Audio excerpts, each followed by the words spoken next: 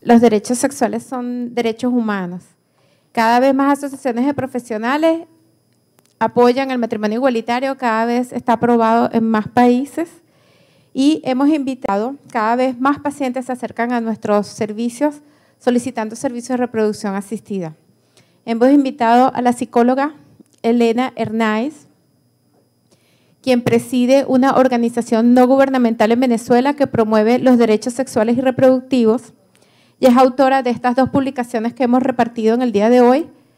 La primera se llama Manual Educativo para la Diversidad y es un glosario de términos para que cuando nosotros tratemos a los pacientes sexodiversos los tratemos con el debido respeto. El segundo es Amor y Respeto a mi hijo. Bienvenida, Elena.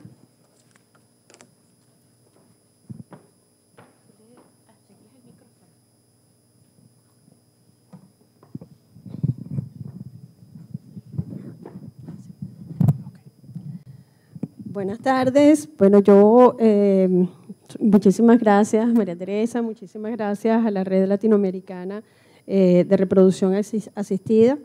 Yo me di a la tarea más bien de traer una ponencia porque tengo problemas de disminución visual y pues bueno, prefiero tenerlo todo preparado y no poner la torta.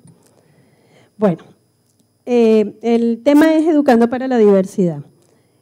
Dentro de lo que conocemos como sexualidad, se puede o debe hablar de aquello que sentimos y tenemos desde nuestro nacimiento hasta nuestra muerte. Sentir, disfrutar y comunicar suena a realidad de peso y que nunca debemos dejar fuera de nuestras vidas, pero menos aún de la vida de las demás personas. Es un asunto de respeto al entender la realidad de esa capacidad que ciertamente ni buscamos ni inventamos.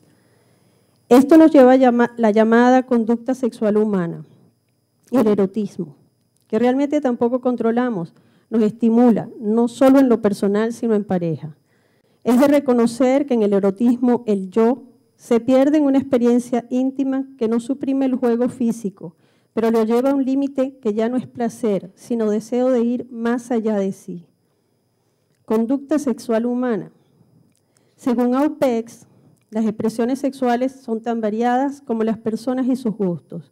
Cada persona desarrolla además sus particulares matices, ritmos y preferencias, los cuales expresa y busca en sus conductas y contactos sexuales. Lo que se considera y se transmite como normal o anormal está influenciado fundamentalmente en la cultura, las costumbres, la moral, las religiones, etc. Y varía con el paso del tiempo.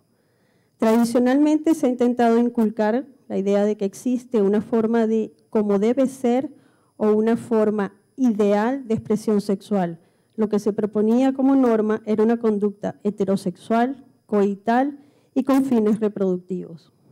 A partir de los años 60, en la denominada revolución sexual, la sexualidad humana adquirió un nuevo significado y se aceptó como un instinto natural que debía ser entendido en todas sus dimensiones y contemplado desde una perspectiva igualitaria entre el varón y la mujer.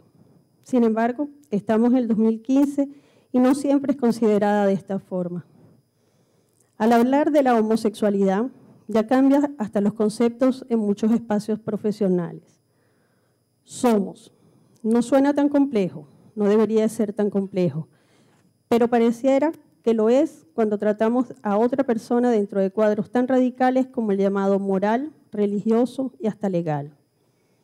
Somos seres humanos completos dentro de lo que no nos diferenciamos, sino en una práctica sexual que es íntima, es personal y no debe ser necesariamente considerada dentro de patrones psicológicos, médicos y mucho menos filosóficos.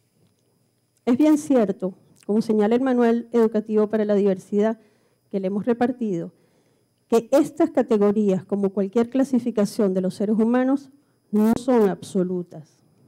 Es como para pensar.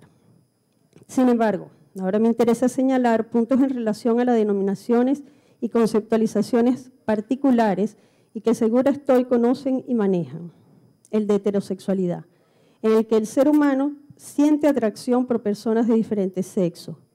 El homosexual, que la siente por personas del mismo sexo, y el bisexual, que la siente hacia ambos sexos. Justo acá está la parte que más nos interesa, todo lo referente a ver distinto a los grupos sociales y que nos lleva a la denominada discriminación. Venga de donde venga, partiendo de la denominada homofobia, que para nuestros efectos se debe considerar clara, y esto porque como profesionales tenemos que pensar un poco más. En relación a esta discriminación, habría que preguntarse, ¿es realmente por odio o aversión o por miedo y desconocimiento?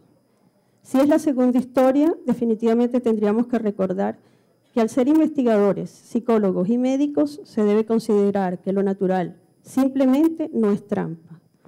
Hay que recordar investigaciones importantes y actuales a nivel universitario, sociológico y hasta psicológico, en las que se hacen señalamientos que han dado como resultado que la homosexualidad se encuentra representada dentro de la población en general como grupo humano compuesto entre 13 a 20%. No es mínimo el número, al contrario, es ciertamente muy elevado cuando hablamos de un 13 a un 20%, con las mismas necesidades médicas que el restante 80%. Y si ese 20% restante quiere ser padre o madre, se le presenta el mismo derecho en la práctica médica. Señalamos incluso en psicología qué es lo más conveniente.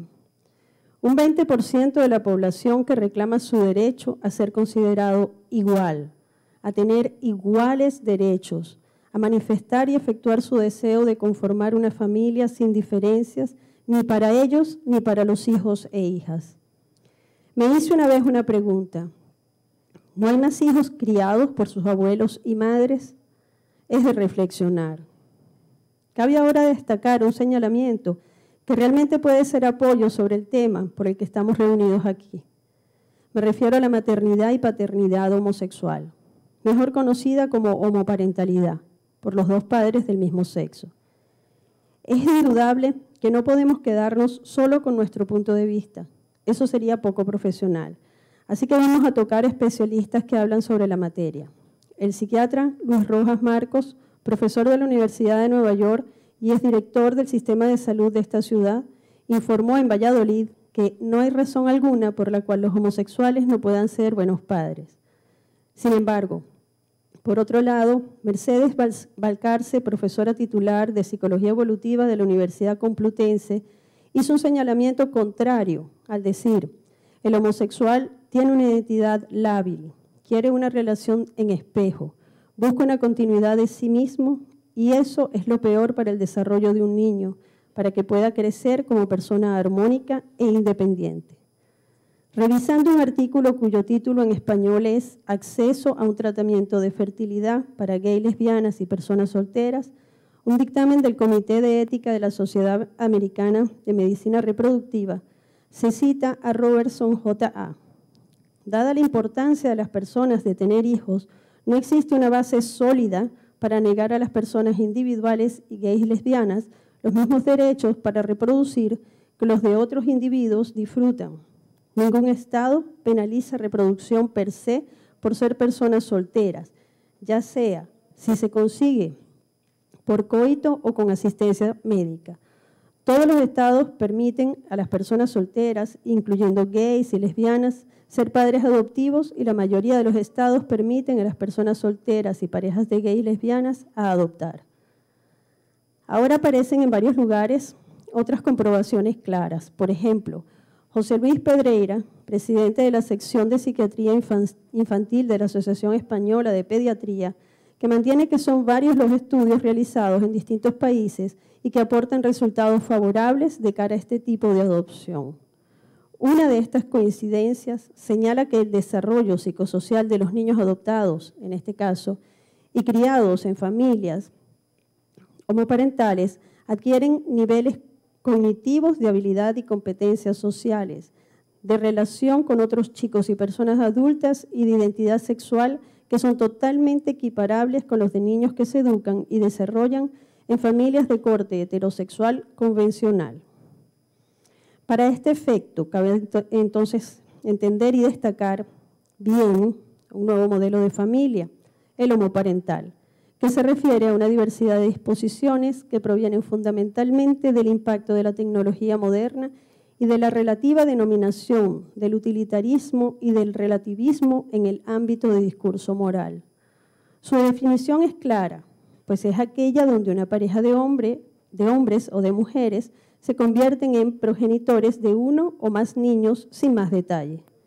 Este último punto es el que raya en un agravante para la diversidad y sobre todo en el ámbito de la reproducción asistida en personas de este grupo social, que a su vez debe ser considerada dentro de la denominación de homosexual. Haciendo una parte es de notar lo expresado por Neus Ferrando Gilibert, especialista en reproducción asistida. Las mujeres lesbianas piden un trato igualitario frente a las técnicas de reproducción asistida. La razón, ustedes mejor que nadie saben que las técnicas de reproducción asistida cada vez son más utilizadas debido a los problemas reproductivos de uno o ambos miembros de la pareja, o bien por otra causa como el retraso de la maternidad. Y no debemos dejar de considerar que dentro de la población que utiliza estas técnicas, cada vez es más frecuente que recurran a ellas parejas homosexuales. Cabe aquí el juego de la permisividad legal, de la permisividad moral y sobre todo de la permisividad médica. Esto no es caer en un juego difícil, realmente es de colocarse en posiciones encontradas. Sin embargo, no son posiciones justas. Tendríamos que hablar en este caso sobre el derecho de la mujer a ser madre. ¿Se puede ser madre sin esposo? ¿Y por qué no se podría ser madre con una pareja del mismo sexo? Hay unos puntos en los derechos universales de las mujeres que señalan su aparte sobre los derechos sexuales y derechos reproductivos, que tiene derecho a ejercer su sexualidad de forma responsable, libre e informada. Y otro tiene derecho a ejercer su maternidad sin presiones ni condicionamientos, derecho a decidir si quiere o no ser madre, el número de hijas o hijos, el tiempo y la persona con quien quiera tenerlos, o bien elegir su maternidad sin pareja. Interesantes estos dos puntos, ya que establece claramente que son derechos universales. No debemos dejar fuera, en lo referente a las familias homoparentales, el aspecto de la paternidad, la cual sigue en discusión. A pesar de la cantidad de métodos anticonceptivos de los que disponemos, las parejas heterosexuales siguen teniendo embarazos accidentales con demasiada frecuencia. Por supuesto, esto no quiere decir que esos padres no sean unos buenos padres o que no quieran a sus hijos, pero otros, a pesar de ser heterosexuales, los abandonan. Por el contrario, las parejas homosexuales generalmente han planeado tener un bebé, superar los límites biológicos adoptando, encontrar un donante de esperma o utilizar métodos de fertilización in vitro. Tras superar todos estos obstáculos, las parejas homosexuales tienden a estar más motivadas y comprometidas que la media de las parejas heterosexuales. Y esto no es para nada diferente en las lesbianas por ser mujeres. Los niños criados por parejas homosexuales afirman que la educación que les dieron sus padres les enseñó a tener una mente abierta y a ser empáticos. Les digo más, según Life Science, una educación en un hogar homosexual puede dar a los niños un impulso de confianza. Pero los niños de las lesbianas eran más confiados que los niños de padres heterosexuales. Según los investigadores, la participación activa de los padres puede explicar el aumento de la autoestima en los niños. No quiere decir que son mejores. Sin embargo, se debe reconocer que realmente son iguales y por ser más abiertos pueden ser mejores en otras cosas. Menos homofobia, menos discriminación y más educación en términos generales. Bien, si hablamos de homosexualidad y de familias homoparentales, es importante nombrar lo que a transexualidad se refiere, porque creo que la atención médica psicológica hacia personas con esta identidad deben estar basadas primero que nada en conceptos y formas de llamar o nombrarlas, tanto en consulta como entre los colegas mismos. No ha sido fácil, para nada, modificar, entender y sobre todo transponer la transexualidad en nuestras mentes y corazones, pero en especial en nuestra mala interpretación de hechos humanos. He hablado de transexualidad y ahí ya hay un primer error si nos referimos al individuo, pues realmente es importante señalar que debe ser nombrado como persona trans. Si es femenina, transfemenina. Si es masculina, transmasculino. El trato hacia estas personas con identidad y tendencia trans debe ser tomada como si no hubiera una real diferencia, pues en lo que a derechos humanos se refiere es así. Derechos humanos. Utilizamos tan mal los términos dentro de la atención médicos y psicólogos que limitamos el que estas personas se acerquen a ser atendidas o atendidos. Términos como travesti, transgéneros y hasta el horror de transformistas son utilizados con frecuencia. Es bueno tener claro estas expresiones. Travesti y transformista realmente significa un hombre que se viste y se maquilla como una mujer y que generalmente actúa en un espectáculo. Son muchas las veces que se considera que su orientación sexual es la homosexual. Sin embargo, no es necesariamente así. Por otra parte, transexualidad y transgenerismo no son la misma palabra ni tienen el mismo significado. ¿Qué diferencia hay entre ambas? Pues la transexualidad se considera como identidad no cisexual que define la convicción por la cual una persona se identifica con el género opuesto al impuesto según su sexo biológico. Ser transgénero se considera que el hecho de que la identidad de género de una persona no se corresponda con el género asignado a uno mismo deliberadamente, es decir, que tu identidad de género difiera de la que te imponen los demás por tu imagen exterior. Para aclarar mejor la diferencia, es necesario que definamos cis y o trans. Podemos decir que en el primer caso, cis quiere decir de este lado, mientras que trans significa del otro lado. Esta oposición distingue entre dos experiencias básicas de la encarnación del género, la de los hombres y las mujeres que viven en el sexo que les fuera asignado al nacer y la de los hombres y las mujeres que en algún momento de su vida cambiaron su sexo. Este grupo de personas, con la identidad que sea, no pierden el deseo ni el derecho a ser y conformar una familia. Es de señalar que deteniendo la hormonización o no habiéndola efectuado, hay muchas mujeres trans que mantienen su posibilidad de desear ser madres, así como el de producir espermatozoides, y los hombres trans siguen teniendo su posibilidad biológica para la concepción y o inseminación. Cabe destacar que pensando de esta forma, se puede decir que no tendría por qué no ser. Una madre trans no tendría por qué tratar distinto a su hijo en relación a aquella madre que no lo sean. Un padre trans no tendría por qué tratar a su hijo diferente de los que no lo sean. El principio es igual al que señalé anteriormente en relación a los homosexuales. Para Jorge Alberto Álvarez Díaz, de la Facultad de Medicina de la Universidad Complutense, la presencia de un hombre transexual embarazado en los medios de comunicación ha hecho repensar el acceso de personas transexuales a la reproducción asistida. La discusión bioética en torno a un caso así debe centrarse en el mejor interés para el menor. El editorial de Nature dice que lo natural depende de lo que estamos acostumbrados y seguirá evolucionando a medida que la tecnología lo hace. ¿Por qué? Porque en esta línea de pensamiento que señala Herrera Guevara en un artículo titulado Democracia deliberativa y desarrollo biotecnológico, el límite entre lo que es natural y lo que no lo es, lo fijamos convencionalmente. Esto lo ha hecho el ser humano a lo largo de toda su historia, más aún de su evolución sin darse cuenta. Para Isabel Montserrat Sánchez, tener un padre transexual no es signo de vergüenza, burlas o rechazo social.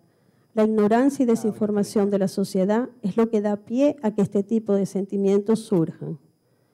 Vale preguntarnos, ¿por qué? Estamos fuera de esta realidad. ¿Lo podemos entender? No es fácil, lo sé, porque parece ser del todo diferente. Poder hacer recomendaciones a este respecto tampoco es fácil, pero es necesario. Esa es la razón de llamar a este grupo personas trans. Por pequeña que sea la población trans, se estima que de 1 a 2 de cada 4.000 personas son trans. Y aunque fuera una sola persona, no se le puede privar de sus derechos y debería de hablarse utilizando términos inadecuados. Y si a esto le sumáramos su derecho a conformar una familia, se nos hace necesario pensar, reflexionar y tratar a los pacientes con la humanidad que merecen. Si somos heterosexuales, si somos lesbianas, si somos gay, si somos personas trans o intersex, tenemos derecho a conformar un nuevo modelo de familia. Y al hablar del merecimiento de derechos humanos, solo me queda decir, no soy distinto, no me trates distinto. Muchas gracias.